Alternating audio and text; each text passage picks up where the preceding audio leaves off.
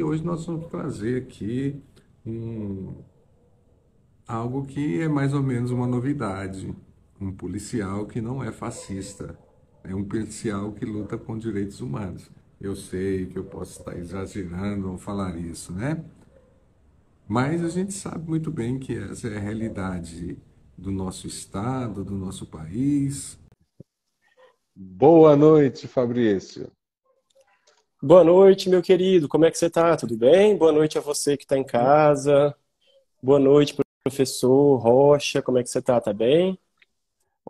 Estamos aqui, né, Fabrício, assim como você, lutando bastante por uma sociedade mais justa aqui e se deparando cada vez mais com problemas como esse que vão surgindo aí ao longo desse crescimento, desse fascismo na nossa sociedade brasileira e no mundo, né? E a gente que está muito ligado a essa luta aí tem que tomar muito cuidado. Mas então, pessoal, para o pessoal que ainda não está ligando o nome à pessoa, Fabrício Rosa, ele é policial rodoviário federal e é um dos, pelo menos assim, me corrija se eu estiver falando besteira, Fabrício, mas no seu meio policial já não é muito fácil a gente encontrar pessoas. Se em professores já está difícil encontrar seus companheiros, seus pares ali que lutam por direitos humanos como você. Ou estou enganado? Olha só, infelizmente, professor, uma parcela grande dos policiais tem uma compreensão equivocada do que seja direitos humanos. O policial ele pode atuar e deve atuar enquanto um promotor de direitos, enquanto alguém que está a serviço da vida, da segurança das mulheres, das crianças, da educação.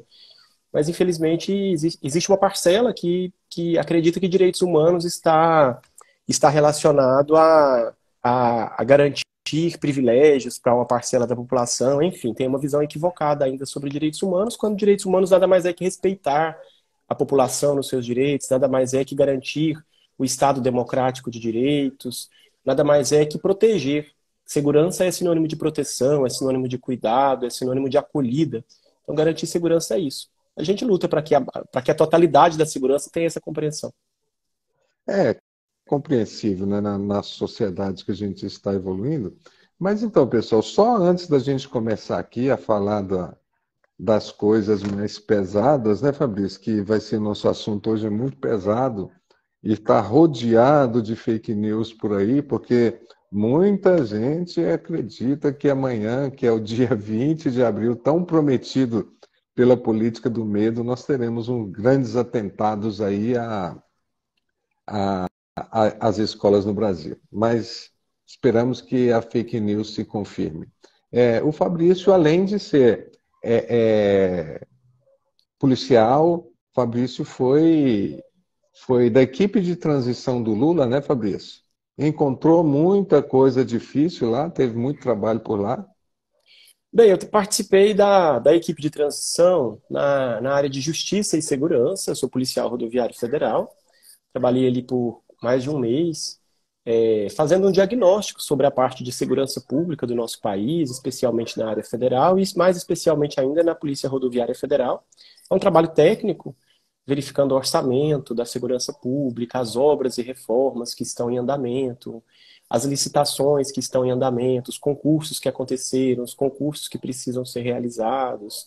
Enfim, também a parte que estava equivocada na compreensão de segurança pública. A gente viu algumas questões que precisavam ser melhoradas.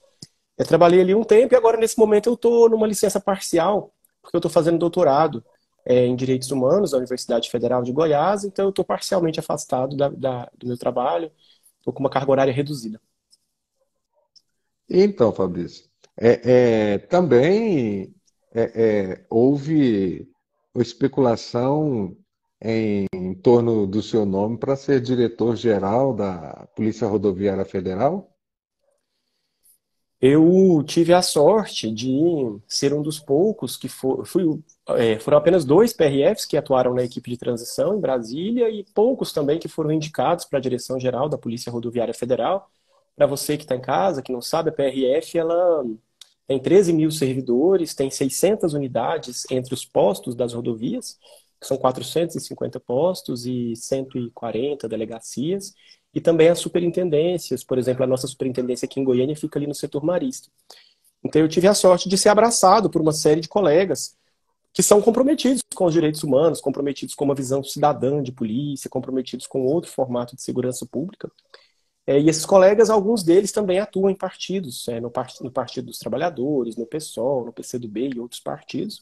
E esses colegas me abraçaram para que a gente pudesse pautar um projeto coletivo de segurança com cidadania, que focasse especialmente no enfrentamento aos crimes ambientais. São muitos crimes ambientais que passam pelas rodovias, tráfico de animais silvestres, madeira extraída de maneira ilegal, para que a gente focasse também nos crimes contra os direitos humanos, exploração sexual contra crianças e adolescentes, tráfico de pessoas, trabalho escravo, trabalho infantil, para que a gente de fato voltasse a fazer um trabalho relacionado à segurança viária, redução do número de acidentes, enfim.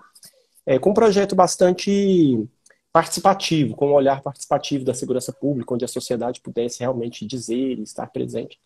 A gente apresentou esse projeto para as autoridades.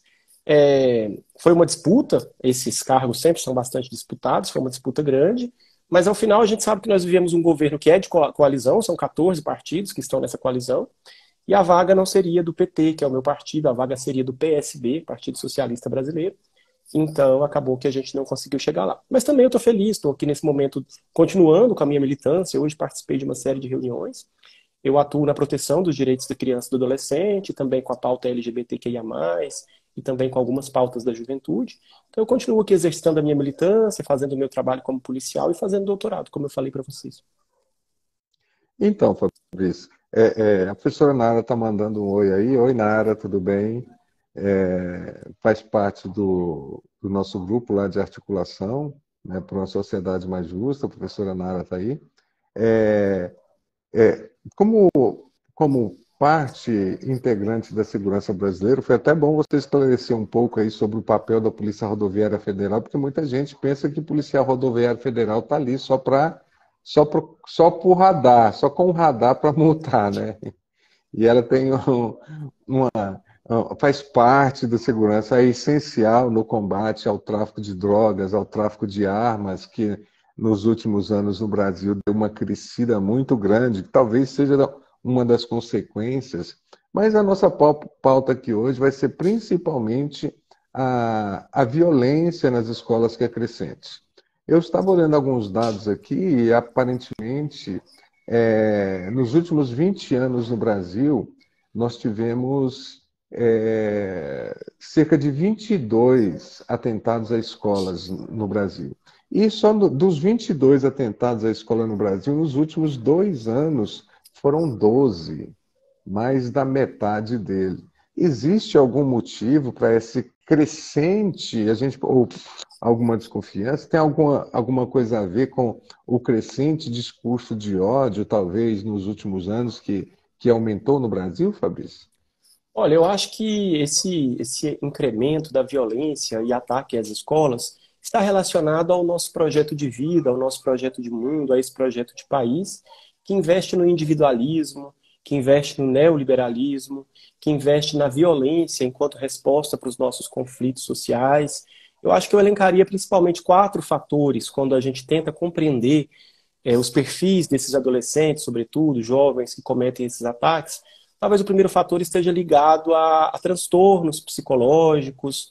Existem pesquisas nos Estados Unidos que demonstram que em torno de 15% dos autores passam por até mesmo sofrimentos mentais, depressão, transtorno bipolar e outras alterações emocionais. Acho que esse é um fator que pode auxiliar na compreensão. Um outro fator é familiar.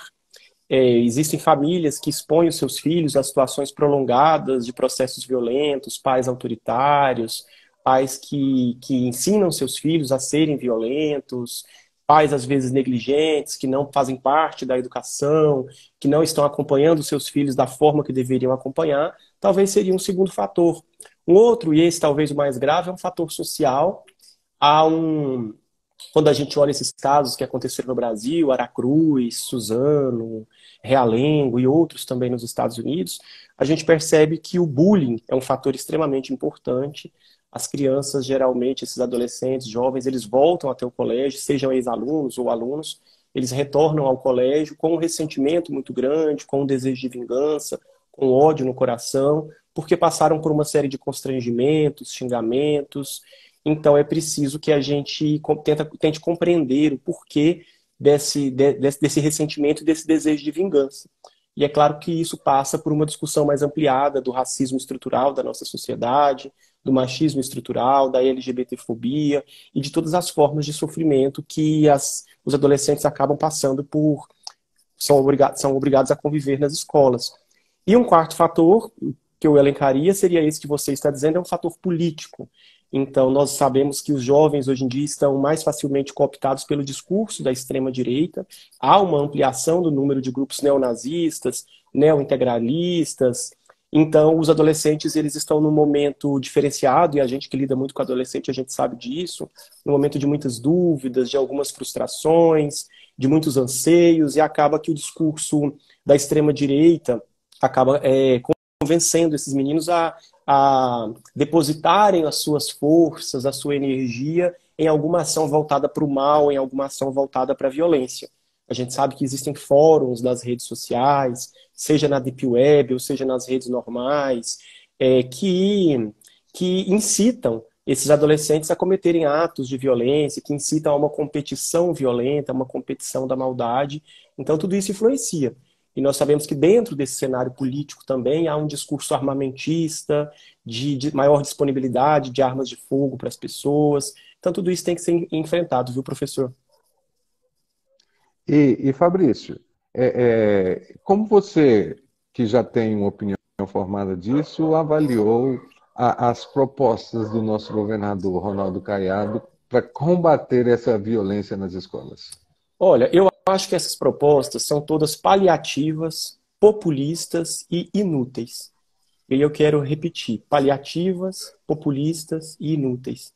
O correto é a gente se debruçar enquanto sociedade, coletivamente, para esse cenário que nós estamos vivendo, de ampliação do egoísmo, de ampliação das respostas armamentistas, violentas para os nossos conflitos. O correto seria criar observatórios da segurança em cada uma das escolas, observatórios onde estivessem presentes os pais, os professores, os alunos, psicólogos, outros terapeutas, verificassem os alunos que passam por esses sofrimentos diversos, passam por bullying, verificassem os alunos que têm uma mudança drástica de comportamento, de repente ele tirava a nota boa, passa a tirar a nota ruim, de repente ele não conversa mais com mulheres, de repente ele é preconceituoso com pessoas pretas, de repente ele é racista, ele é preconceituoso com LGBTQIA+, de repente ele tem ações violentas. Então, assim, o ideal era que nós tivéssemos o Observatório da Segurança em cada uma das 1.100 escolas estaduais do estado, escolas municipais, escolas privadas. Esses adolescentes que cometem esses atos, geralmente eles dão sinais. Eles comentam com um coleguinha, comentam com outro coleguinha, eles postam nas redes sociais. Se você estuda o caso de Realengo, Aracruz, Suzano e outros, você vai verificar ali que eles deram sinais. Eles falaram para algumas pessoas da turma, olha, toma cuidado, semana que vem vai acontecer algo diferente na escola. Ele manda essa mensagem para alguém. Então, o correto é que a gente tenha um observatório da segurança, que a gente incentive os nossos filhos a denunciar esses casos, caso eles fiquem sabendo. Esse é o correto. E não essa medida populista. O governador, ele toma medidas ilegais, para começar. Primeiro, quando ele fala que vai mandar prender os pais. Essa é a primeira das medidas ilegais. O governador ele não é policial, nem juiz, nem promotor, nem delegado. Ele não tem poder de prender. Então, primeiro, ele me parece que aciona esse lugar do populismo penal, da punição máxima, para aparecer em nível nacional e colocar a sua figura enquanto um potencial substituto do Bolsonaro. Então, ele comete uma ilegalidade ao dizer que vai prender. Segundo, é questionável também a portaria da Secretaria de Educação, que fala para revistar mochilas. Porque mesmo os policiais, quando vão revistar pessoas, eles têm que ter algo chamado fundada suspeita. Isso está no Código de Processo Penal. A gente não sai revistando pessoas aleatoriamente. Existe uma fundada suspeita. Olha, um carro vermelho furtou determinada casa. Então a gente vai abordar todos os carros vermelhos da região. Então existe algo que vai nos levar a ter suspeita sobre aquilo. Então quando ele fala, vamos revistar... o desvio de função, né, Fabrício? Porque se não for policial que vai revistar, já se falou até professores, coordenadores e funcionários das escolas visitando, revistando mochilas. Exatamente. Então, qual é o preparo dessas pessoas para fazer essa revista dessas mochilas? Então, é uma medida que é questionável do ponto de vista da legalidade, me parece uma medida assodada, uma medida desnecessária. E aí, falando em medida desnecessária, vem essa última que surgiu hoje, do secretário de Educação Municipal de Goiânia, que diz que os meninos não podem mais ir com escola. Me parece que essa é a mais inútil de todas. E aí eu convido vocês, amigos e amigas que estão aí, convido vocês à racionalidade. Eu sei que os tempos são de crises, eu sei que há um horror implantado nas redes sociais que fazem as coisas parecer maiores do que são, mas eu quero convidar cada um de vocês de volta à racionalidade. É, é absolutamente inútil essa medida. A não pode mais ir com mochila. Vamos pegar todos os casos que aconteceram recente. Os jovens que invadiram as escolas, eles não foram para lá com mochilas durante o horário de folga, durante o horário de trabalho, desculpa, durante o horário de aula. Eles foram para lá pulando um muro. Em geral, eles pulam um muro. Em geral, muitas vezes são ex-alunos. Então, essa medida ela é absolutamente inútil. Ela não vai enfrentar, de fato, essa situação. E outra coisa, ela vai prejudicar milhares de alunos. É mais de 1 milhão de alunos só da rede estadual de Goiás. Imagina a rede municipal, a rede privada. Então, imagina um menino que às vezes leva uma marmita de comida na mochila. Como que ele vai levar essa marmita? O menino que leva uma sombrinha ou uma capa de chuva porque vai chover. Como é que ele vai levar isso? O menino que leva uma roupa porque ele vai sair da escola e vai para a casa de uma tia ou vai para algum outro lugar. Nós estamos prejudicando milhares de pessoas baseado na exceção da exceção da exceção. Então, é uma medida que não é razoável. Existem pesquisas sérias nos Estados Unidos que demonstram que esse tipo de medida não é o que mais resolve. Colocar polícia também na porta das escolas não é o que mais resolve. O que pode minimizar é isso que a gente está falando. De fato, nós criarmos observatórios da segurança na escola, para verificar os sinais dos meninos que sofrem bullying, para verificar meninos que podem estar se juntando em grupos e dando sinais de que vão cometer algum ato violento, convidar esse menino para conversar com o psicólogo, com o diretor da escola. É essa medida mais preventiva. Então, essa ação de colocar polícia na escola, de revistar a mochila, não é isso que vai resolver, viu, professor?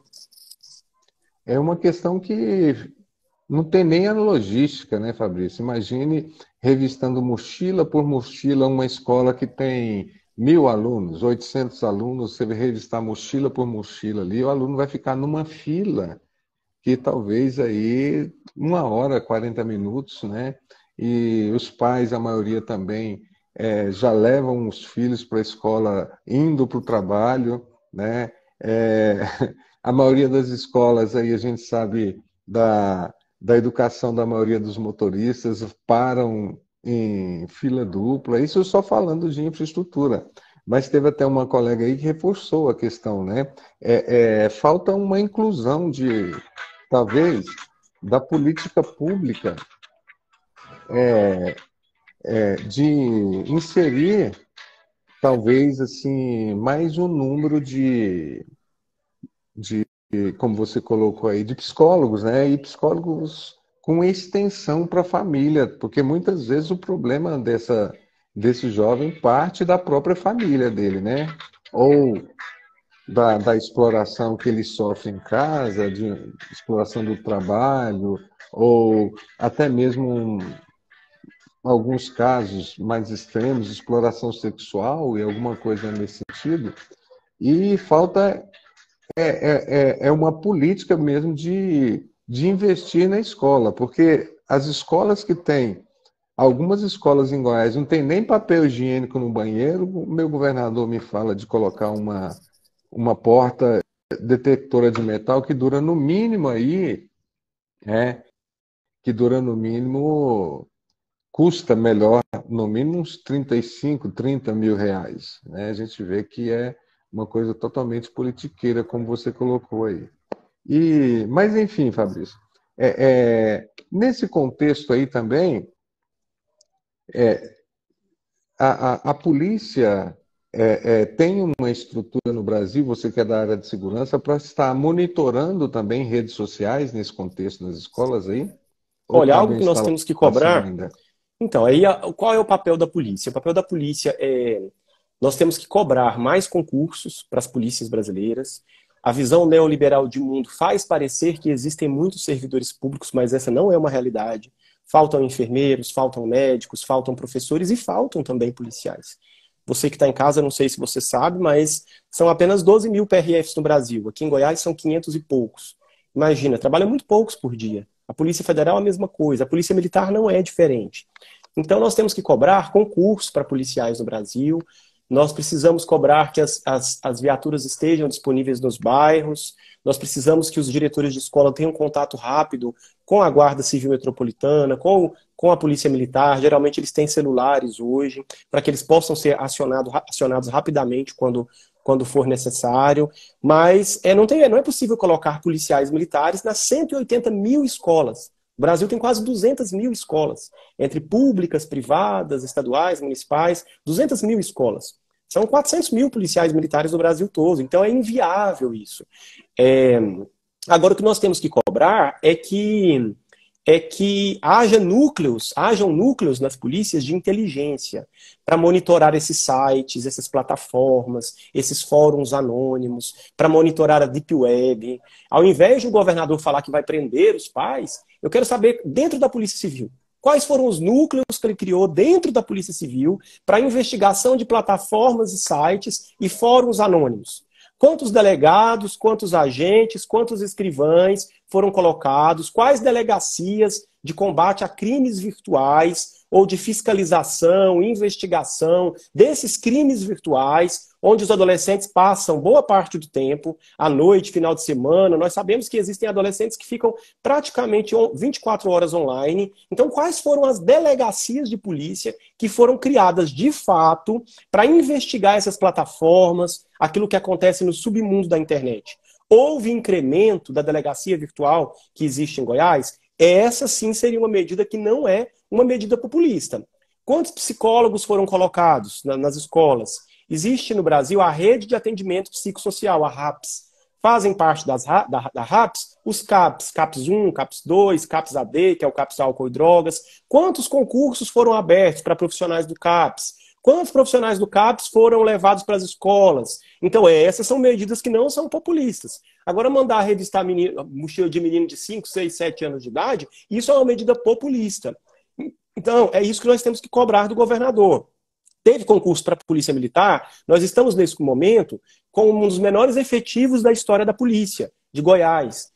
Então, abriu concurso para a polícia, será que os bairros onde tem escolas estão com as suas patrulhas fortalecidas? Essa não é uma medida populista. Agora, falar que vai prender um pai, não sei o que, isso é uma medida populista.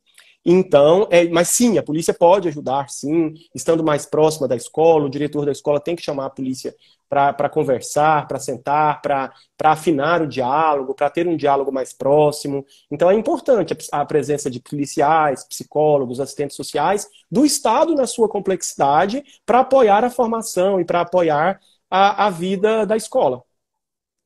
E precisa de tempo, né? Porque tem que ter policiais treinados também para uma situação escolar. Porque nós já tivemos aí, não sei se você acompanha o fato, né, de que a Guarda Metropolitana em Goiânia invadiu uma escola e algemou um aluno dentro de sala de aula porque o guarda considerou que houve um desacato à autoridade dele ali, como se o aluno fosse um bandido, qualquer outro, e algemou e levou, né, para a autoridade, querendo que a autoridade o prendesse.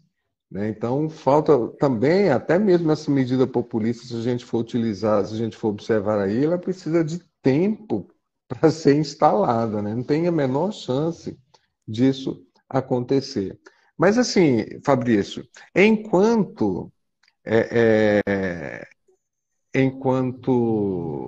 propositor de ideias, que provavelmente suplente, que eu sei que você é suplente a deputado estadual, o que a Câmara Legislativa poderia fazer de imediato agora, além de não apoiar e condenar, porque a gente não está vendo a Câmara a Câmara condenar essas falas do governador, né? Mas o que a Câmara Legislativa poderia fazer agora para ajudar nessa escala crescente, falando especificamente de Goiás, escala crescente da violência nas escolas?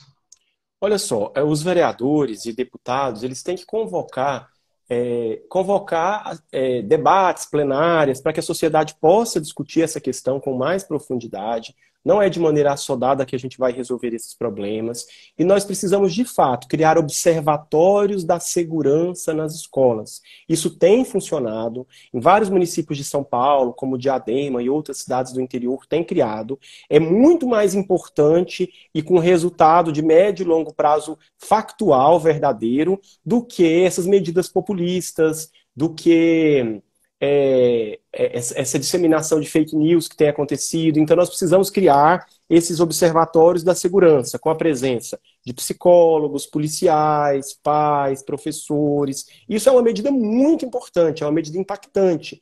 E esse observatório deve se reunir periodicamente, uma vez por semana, uma vez a cada 15 dias, receber relatórios de alunos, de professores, que demonstram que determinadas crianças ou adolescentes estão com um perfil um pouco diferenciado, que apontam casos de dúvidas, casos suspeitos, casos de ameaças, casos que as pessoas desconfiam de algo irregular possa estar acontecendo. Esse observatório deve se reunir periodicamente com a polícia do seu bairro. Esse observatório deve se reunir periodicamente com a Delegacia de Combate a Crimes Virtuais, que deveria ser criada também. Então, enquanto parlamentar, eu investiria nesses observatórios da segurança, que existem em outros países também. Eu investiria na ampliação dos aparatos de inteligência para estarem 24 horas ligados nessas plataformas, para ver o que os nossos adolescentes e jovens estão aprendendo ali, o que eles estão sendo convidados a competirem entre si, porque há uma competição pela maldade também,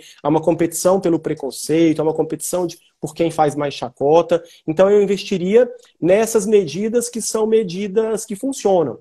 Existem pesquisas, como eu disse, nos Estados Unidos, desde 1999, quando aconteceu o caso mais grave ali nos Estados Unidos, de 1999 a 2019, que verificou mais de 300 casos. Existe pesquisa do similar ao Ministério da Justiça aqui do Brasil, lá dos Estados Unidos, existem pesquisas de universidades que demonstram. Eles pegaram escolas que têm guarda privada, que têm segurança privada na porta, e escolas que não têm. E o resultado que eles concluíram é que não ter segurança privada na porta não diminuiu o número de ataques. Nós estamos falando de ataques às escolas. Então, quem vai atacar vai estudar aquela segurança ali. E ele vai num momento onde a segurança está vulnerável, ele vai pular o muro, enfim.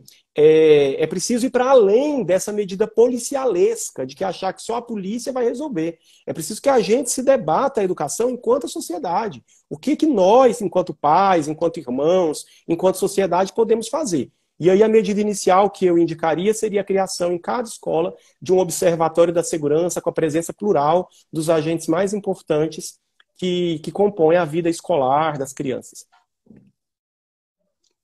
E Fabrício, então não existe uma solução rápida para esse problema complexo, né? A gente tem que nos reavaliarmos enquanto sociedade, que você colocou aí, a gente tem que investir em mais profissionais capacitados para acompanhar os alunos, os professores, a comunidade escolar em geral, né? Seria o caso aí também de ampliar políticas públicas para a área da psicologia, Fabrício, porque a gente sabe que já tem políticas públicas, já tem psicólogos pelo SUS, mas me parece que é um número muito reduzido e uma dificuldade muito grande para atender a população que cada dia que passa tem uma perspectiva que é jogada até pelas próprias redes sociais, né? A perspectiva de consumismo, de vencer na vida é ter bens materiais e pelo fato da concentração de renda não dá a menor chance para esses jovens terem condição, pelo menos, de sonharem com a ideia de felicidade, né? Então a gente teria que ampliar isso mais, mas como que a gente amplia isso falando de privatizar o SUS, privatizar o IPASGO, por exemplo, que contempla aí uma grande quantidade de servidores e boa parte dos goianos utilizam desse, dessa saúde que é oferecida pelo IPASGO? Bem, essa é uma das medidas, nós trazermos para a escola psicólogos, nós trazermos assistentes sociais, nós discutirmos o que é do patrimônio do povo goiano. Eu acho que o que é do povo, é preciso que haja discussões muito profundas. Eu acredito em outras metodologias de decisão sobre privatização desse órgão, que é do povo goiano. São 600 mil usuários que o IPASGO tem. O estado de Goiás tem em torno de 150 mil servidores públicos entre ativos e aposentados. Então a gente percebe que ali são muitos familiares que estão presentes, 600 mil goianos. Então o IPASGO é de cada um de nós que pagamos, eu também pago o IPASGO. O IPASGO não é do governador Caiado, o IPASGO não é dos deputados estaduais, e eu acho que essas pessoas não têm competência sobre privatização do IPASGO, não têm competência para decidir sobre isso. O IPASGO deveria ter uma gestão coletiva dos trabalhadores que bancam o IPASGO. Certamente vocês verificariam que haveria uma redução de custos, haveria um índice menor de gastos. Quando a gente privatiza, e vocês viram aí com a Enel, que agora virou Equatorial, privatizar significa encarecer.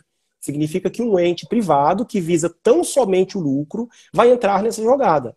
O IPASGO não visa o lucro, ele visa o bem da saúde dos seus financiadores, que somos nós. Então, é preciso que a sociedade se atente para essa questão. Nós não podemos aceitar essas medidas que vendem o patrimônio do povo goiano. Falam em vender para a iniciativa privada o IPASGO, falam em vender a Saneago. Então, é importante que cada um de nós compreendamos que esse patrimônio é do povo. O IPASGO, se não me engano, é da década de 60, 1962. A Saneago também é um patrimônio antigo, que os nossos pais, os nossos avós construíram. Então não é assim, um governador vai chegando e vai vendendo algo que é meu, que não é dele, é do povo goiano. Então a gente tem que se conscientizar, é preciso que tenha uma formação política mais ampliada para cada um de nós. Isso passa também por essa discussão dos ataques às escolas, é preciso que a gente tenha uma educação crítica, uma educação emancipatória, para que cada um de nós, alunos, estudantes, tenhamos uma noção de que ser humano nós queremos ser, de que cidadãos nós queremos ser, que país nós queremos, que a nossa educação não seja uma educação apenas para formar mão de obra para o mercado de trabalho, apenas para formar um exército de reserva para o mercado de trabalho, mas que de fato seja uma educação que possa qualificar as pessoas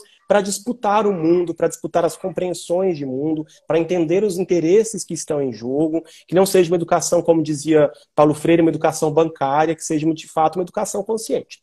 Mas voltando ao nosso tema, eu acho que duas questões que estão em voga, e essa diz respeito a cada um de nós que estamos aqui. Primeiro, não replicar. Replicar esses casos significa fazer novos casos surgirem. Então você que ainda está aqui na sua generosidade, na sua paciência de nos ouvir, não dê visibilidade, não mande pelo WhatsApp, não divulgue a cara das pessoas, dos jovens que cometeram esses atos. Eu venho fazendo algumas falas e algumas palestras e eu sequer coloco o rosto, seja dos Estados Unidos, do jovem dos Estados Unidos, ou do jovem aqui do Brasil, eu sequer cito o nome. Nem a roupa que ele estava usando dele, nem a carta que ele deixou ao final. Nada de mostrado. Por quê? Porque o que eles querem é justamente isso. Eles querem cada like, cada compartilhamento, cada curtida, cada encaminhamento. Tudo isso é um troféu para cada um deles. Eles querem visibilidade, eles querem troféu, eles querem deixar uma marca para a existência, uma marca para a posteridade. E nós precisamos dizer não. Nós precisamos dizer que não. Nós não vamos ser instrumentos para deixar a sua marca da maldade, a sua marca da violência, a sua marca da dor, a sua marca do luto para a posteridade. Nós não vamos citar o seu nome, o seu rosto, as suas roupas, o seu quarto, a sua carta. Nós vamos simplesmente invisibilizar isso.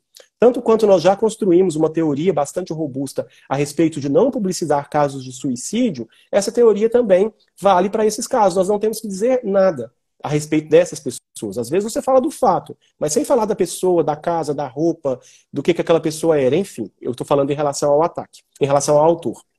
Bem, então isso é em relação a essa questão da visibilidade. E uma outra questão macro que nós precisamos discutir é dizer que os países têm suas soberanias próprias. Nós, enquanto povo brasileiro e todos os outros povos do mundo, têm o direito de determinar o que nós queremos para nós mesmos.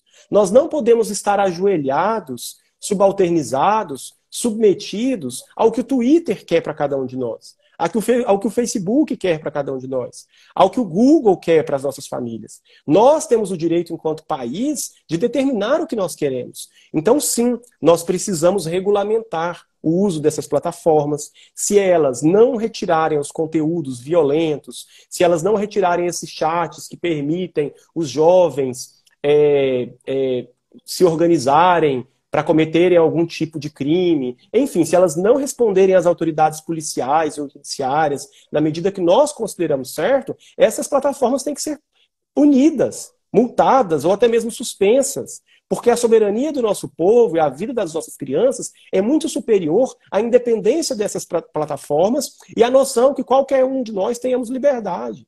Liberdade é justamente ser livre dentro de um processo de disciplina. Não é uma liberdade completa para matar pessoas, ou uma liberdade completa para pregar preconceito, para pregar racismo, para pregar homofobia. Não, isso não é liberdade. Então, a liberdade ela precisa ser regulamentada, para que, de fato, a minha liberdade possa conviver com a sua liberdade. A sua liberdade também é importante para mim. Quando eu prego que o valor da liberdade ele é absoluto, eu estou sendo um baita do egoísta, porque você está pensando apenas na sua liberdade. E a minha liberdade? Para a minha liberdade conviver com a sua liberdade e com a liberdade dos outros milhões de brasileiros, é preciso que haja uma regulamentação. É preciso que haja um disciplinamento dessas liberdades. E quem vai disciplinar essas liberdades é o povo brasileiro por meio dos seus parlamentos. É bem complicado, né? E a gente tem que dar um passo muito grande, sobretudo no estado de Goiás, que ainda tem um histórico muito grande da oligarquia e depois dessa burguesia que se formou no Estado, que ainda, mesmo oprimindo os trabalhadores ainda acham que é democrático defender os interesses da burguesia. Mas mesmo assim, Fabrício, eu gostaria de agradecer a sua presença, eu creio que foi esclarecedor aqui com relação.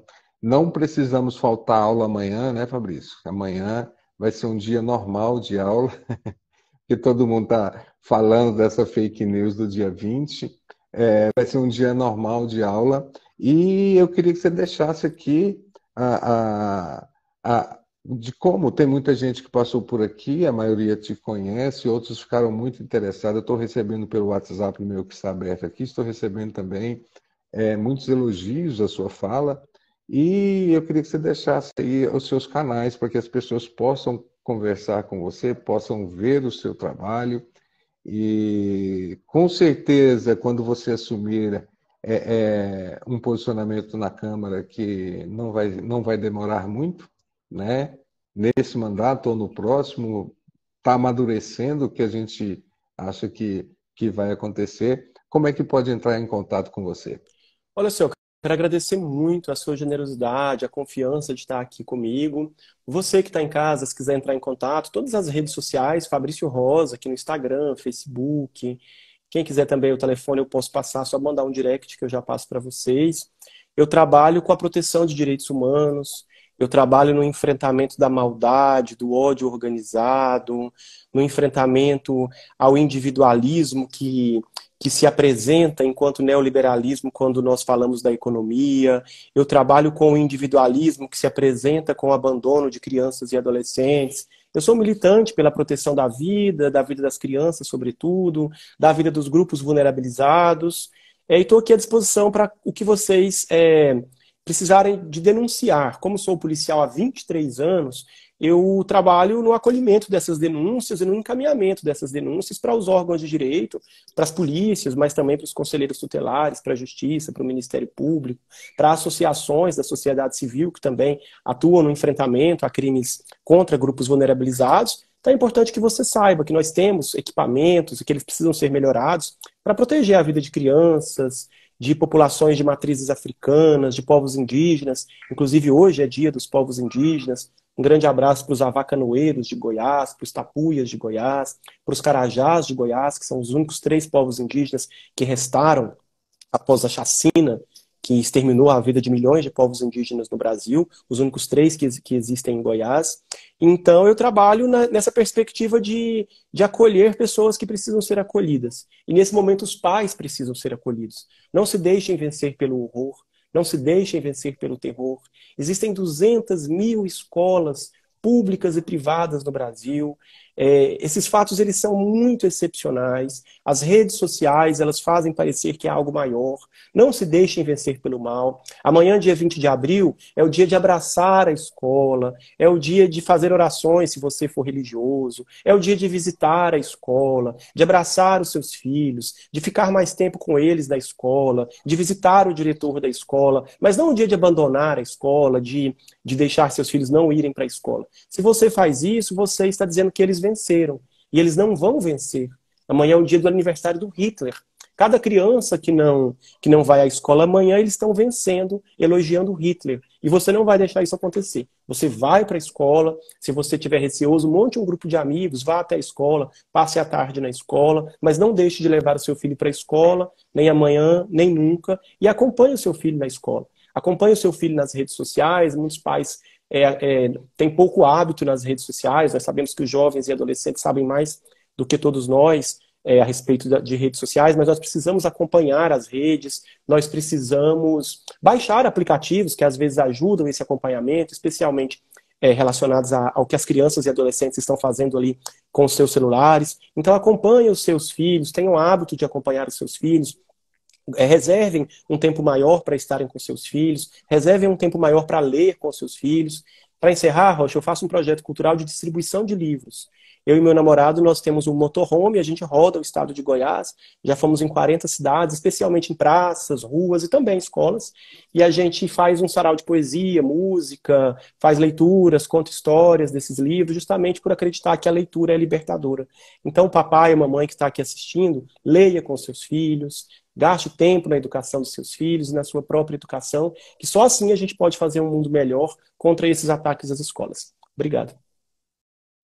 Muito obrigado, pessoal. Dezenas de elogios à sua fala, né? Muito obrigado, pessoal. Obrigado, Fabrício, pela sua participação. Foi realmente esclarecedor. E a gente volta. Você tem o espaço aqui. Essa live vai ficar gravada aqui no canal Mais Gel. O professor Lobão, que você conhece também, já que faz parte do canal Mais Gel, vai editar e vai colocar ela no YouTube para a gente mandar para quantas pessoas quiserem ter um pouco mais de conhecimento sobre esse assunto. Obrigado, pessoal. Obrigado, Fabrício. Até a próxima, gente. Obrigado, professor. Grande Tchau. abraço. Tchau.